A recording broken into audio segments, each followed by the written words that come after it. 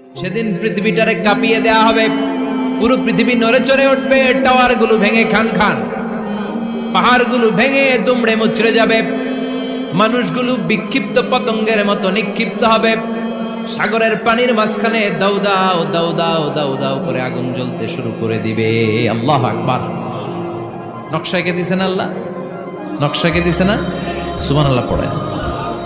আবার আল্লাহ বললেন ফাইদা বারিকাল বাসারু ওয়া খাসাফাল কমারু ওয়া জুমিআশ শামসু ওয়াল কমারু ইয়াকুলুল ইনসানু আইনাল মাফার।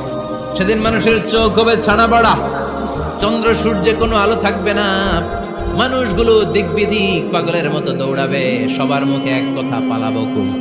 পালানোর জায়গা আছে নাকি শুধু বাংলাদেশের এই সাইডটাতেই কিয়ামত হবে, সৌদিতে আর হবে না? হ্যাঁ, আমেরিকায় কেমনে হবে? ওদিক তো ডোনাল্ড ট্রাম্প থাকে।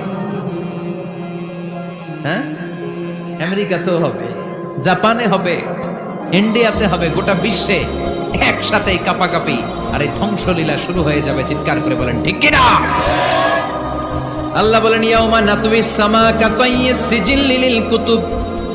আকাশ আর আকাশ থাকবে না, কাগজ যেমনি আমরা এরকম ফোল্ড করে ফেলি, ভাঁজ করে ফেলি, মন চাইলে কাগজকে যেমনি আমরা এরকম হাতের মধ্যে গুটিয়ে নেই, সেদিন আকাশটারে হাতের মধ্যে গুটিয়ে নিবে কে?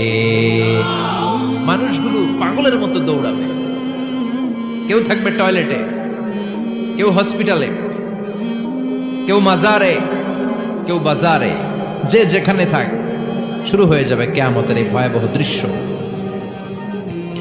দুধের বাচ্চাকে রেখে দিয়ে মা দৌড়ে পালাবে। দুধের বাচ্চা রেখে মা কোথাও যায়?